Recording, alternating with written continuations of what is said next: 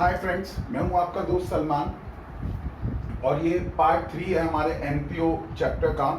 इसमें हम लोग फोर्थ प्रॉब्लम जो है वो सॉल्व करेंगे। ऑलरेडी मैंने आपको सब्सक्रिप्शन की एंट्रीज पहले 2 पार्ट्स में बताई है, तो ये बहुत ही सिंपल प्रॉब्लम है।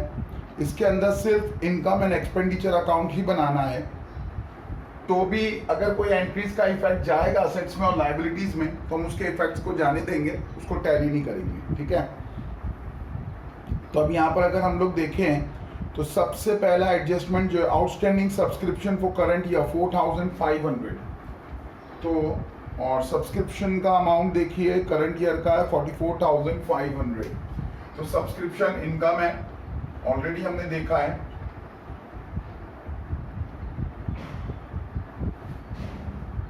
$44,500 इसमें ऐड कर देंगे outstanding for current year. Current year outstanding adjustment में दिया है 4,500 और इसके अलावा देखो कुछ नहीं कहा है, ना ही पिछले साल की कोई इंफॉर्मेशन है हमारे पास। ठीक है, तो हम एज्यूम करेंगे कि 17-18 के 4,000 आना थे, 4,000 आ गए, कहानी खत्म। 18-19 का है और 19-20 जो है वो नेक्स्ट ईयर होने वाला है, तो उसको लाइबिलिटीज में डाल देंगे 3,500 को। तो यहाँ हमारा लाइबिलिटीज है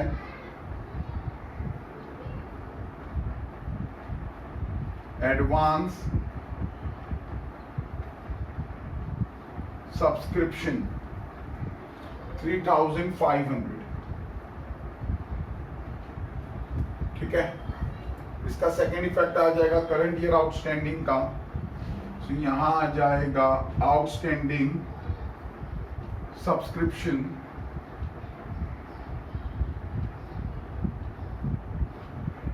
4,500। पहला एडजस्टमेंट हो गया हमारा। दूसरा एडजस्टमेंट है outstanding rent for current year 1,000। अभी पेमेंट्स में देखो रेंट हमेशा पेमेंट में मिलता है। सेकंड एंट्री है रेंट पेमेंट साइड पे, पेमेंट साइड क्रेडिट साइड पर है। पेमेंट साइड पे बाय रेंट है 5,000, उसमें बोल रहा है 2017-18 का है, मतलब पिछले साल का है। तो देखो इसको कैसे लिखेंगे,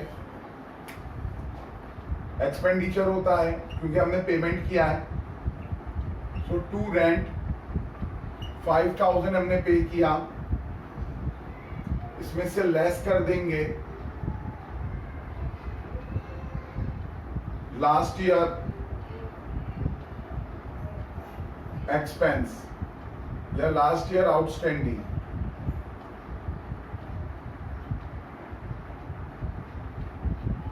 $2,000 लेस कर देंगे, सो 3,000 हो गया। अब इसमें फर्दर ऐड कर देंगे करंट ईयर आउटस्टैंडिंग 1,000, अब ये हो गया 4,000। तो करंट ईयर आउटस्टैंडिंग जो होता है ये आउटस्टैंडिंग रेंट का है, तो ये तो बिल्कुल हमारे फाइनल अकाउंट्स की तरह आउटस्टैंडिंग रेंट 1,000 जो है वो लायबिलिटीज में चला जाएगा। एक बार इसको फिर से देख लो, रेंट के लिए हमने 5,000 पे किया है, जिसमें से बोल रहा है 2,000 लास्ट ईयर के लिए है। ठीक है, मतलब करंट ईयर के लिए हमने 3,000 पे किया। जो टोटल हमने 5,000 पे किया उसमें 2,000 लास्ट ईयर के हिसाब में चला गया, मतलब करंट ईयर के हिसाब में 3,000 आया। और फिर बोल रहा है करंट ईयर का आउटस्टैंडिंग 1,000 है, मतलब करंट ईयर का टोटल हो गया 4,000 और करंट ईयर आउटस्टैंडिंग का सेकंड इफेक्ट आ गया लायबिलिटीज में। इसके बाद देखिए एंट्रेंस फीस को बोला है रेवेन्यू इनकम ट्रीट करना है, तो एंट्रेंस फीस वैसे भी नॉर्मली रेवेन्यू इनकम ही होती है, तो उसको 8,000 हम लोग डाल सकते हैं यहाँ पर। रेवेन्यू इनकम मतलब इनकम में डालना है।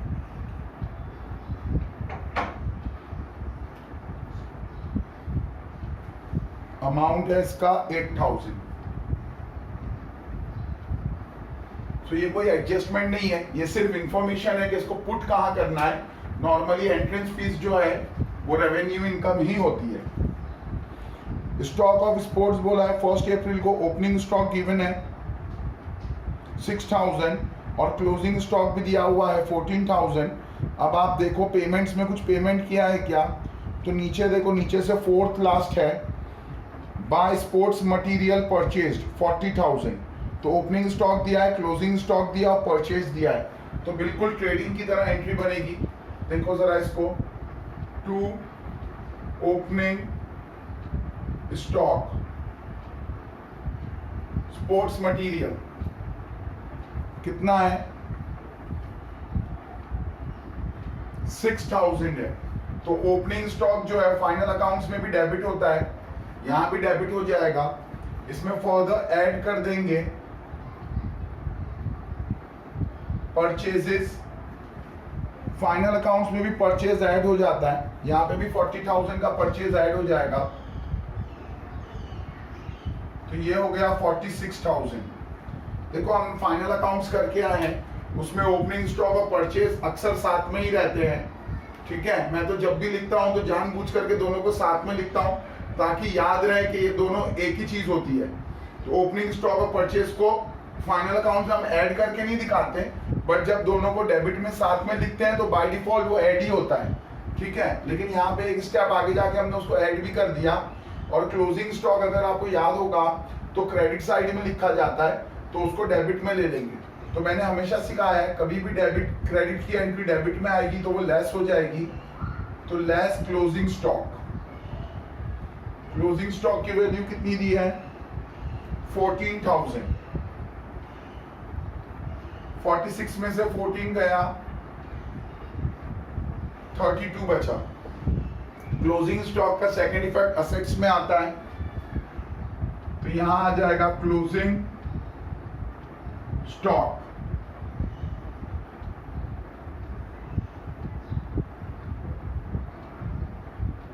Sports material 14,000। ये एडजस्टमेंट भी हो गया, तीन एडजस्टमेंट थे और एक इंफॉर्मेशन थी, ठीक है। हमने इसको फिनिश कर लिया। अब पेमेंट्स देखते हैं कौन सी हुई है। सैलरीज हुई है 5,000, सैलरीज एक्सपेंस है, नॉर्मली पीएनएल में जाता है, यहाँ पर पीएनएल का मतलब एक्सपेंडिचर साइड है, तो हम लोग इसको यहाँ लिख देंगे to salaries 5,000। Electricity charges 1450, to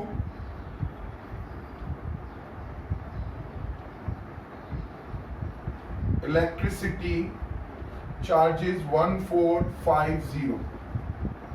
फिर इसके बाद नेक्स्ट है, जितनी भी हमारी पेमेंट्स होती है ना, वो या तो एक्सपेंसेस का पेमेंट होता है या असेट्स का पेमेंट होता है, ठीक है। तो पेमेंट देखो हमको अलग ही मालूम है कि पीएनएल में क्या जाता है और असेट्स में क्या जाता है, इसलिए बार बार बताने की जरूरत नहीं है, मैं उसको डायरेक्टली लिख रहा हूँ। फिक्स डिपॉजिट एसेट होता है 60,000, तो उसको एसेट में लिख देते हैं।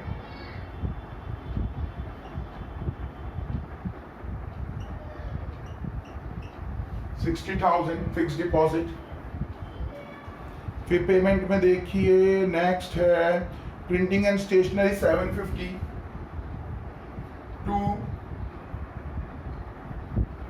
Printing and stationery 750। General expenses 5,500। अब इसके अंदर देखो जनरल एक्सपेंसेस में 500 रुपए जो है वो नेक्स्ट ईयर का एडवांस भी है, तो इसको देखेंगे कैसे कर लेंगे। टू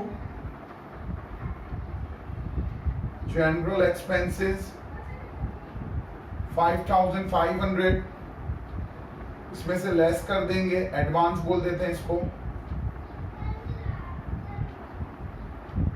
एडवांस है 500, लेस किया है तो ये हो गया 5,000। अब एडवांस होता है कोई भी एक्सपेंस का तो उसका सेकेंड इफेक्ट असेट्स में आ जाता है।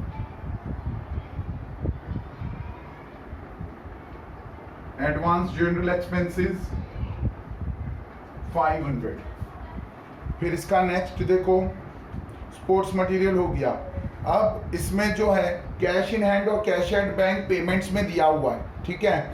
और आप देखोगे तो रिसिप्ट्स में भी दिया हुआ है, तो जो रिसिप्ट्स का है ना वो डेड एंट्री है, उसको कट कर देना होता है हमको, हम उसको कंसीडर नहीं करेंगे। वो पिछले साल का बैलेंस है, पिछले साल का बैलेंस हमने यूटिलाइज कर लिया, पूरे साल के हिसाब में वो ऑलरेडी एडजस्ट हो चुका है। आज की तारीख में हमारे हाथ में cash in hand, cash at bank कितना है वो पेमेंट साइड पे दिख रहा है, तो वो 8,900 और 25,000, ठीक है। तो हम यहाँ पे लिख सकते हैं कैश इन हैंड 8,900 और बैंक वाला जो है 25,000 है। मैं फिर से रिपीट कर देता हूं, जो पेमेंट वाला है उसको हमने कंसीडर किया है, और जो रिसिप्ट में है वो पिछले साल का बैलेंस है, उसको कंसीडर नहीं करेंगे, उसको डेड एंट्री मानेंगे, ठीक है। उसके बाद सब्सक्रिप्शन भी हो गया, एंट्रेंस फीस हो गया, डोनेशन फॉर बिल्डिंग फंड है, डोनेशन बिल्डिंग फंड के लिए है सॉरी, इसका मतलब है फंड आ गया, फंड वर्ड आ गया मतलब लाइबिलिटीज है, तो डोनेशन फॉर बिल्डिंग फंड है तो उसको बिल्डिंग फंड में डाल देंगे। कितना अमाउंट है उसका 70,000। फिर उसके बाद इंटरेस्ट 600, तो इंटरेस्ट रिसिप्ट्स में मतलब इनकम है हमारी, सो बाय इंटरेस्ट 600। फिर उसके बाद नेक्स्ट है सेल ऑफ फर्नीचर, ये बहुत ही इंपॉर्टेंट है, गौर से देखने की जरूरत है हमको, ठीक है। फर्नीचर की बुक वैल्यू बोल रहा है 8,000, तो फर्नीचर की वैल्यू लिखेंगे 8,000।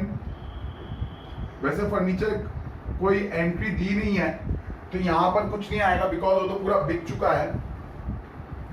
तो 8,000 का फर्नीचर हमारा 4,500 में बिक गया, दैट मीन्स हमको 3,500 का लॉस हुआ है, तो हम सिर्फ यहां पर लॉस को रिकॉर्ड करेंगे, ठीक है।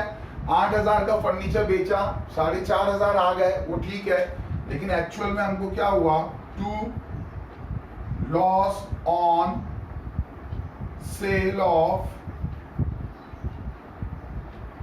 फर्नीचर 3,500। मैं आपको कैलकुलेशन करके बता देता हूं, फर्नीचर की बुक वैल्यू बोली है 8,000 और उसको बेचा है 4,500 में, ठीक है। तो 8,000 की चीज को अगर 4,500 में बेचेंगे तो 3,500 का हमको लॉस होगा, ठीक है। तो यहाँ पर हम सिर्फ लॉस को रिकॉर्ड करेंगे, ये बहुत ही कॉमन एंट्री है एनपीओ में, तो इसका हमको ध्यान रखना है। अब ये प्रॉब्लम पूरा हो चुका है, पेमेंट्स कंसीडर कर लिए, रिसिप्ट और एडजस्टमेंट सब हो गया। अब देखो इसकी वैल्यू बाहर नहीं लिखी मैंने, 49,000। अब मुझे लगता है क्रेडिट हैवी है, देख लेता हूं, 49, 57, 600, 57, 600। और अगर मैं यहां देखूं तो 9, 41, 41 और 5, 46 और 2,200, 48,200 और इसके बाद बचा 3,500, ये हो गया 700। 8, 2, 3, 11 का 1 ऊपर 5 और हमारा है 57,600। तो 7 और 9, 16 का 6, 1 कैरी, 1 over 2 और 5, 7, 5,900। इसको हम लोग बोलेंगे 2 सरप्लस। चाहिए तो इसको मिटा देते हैं हम लोग।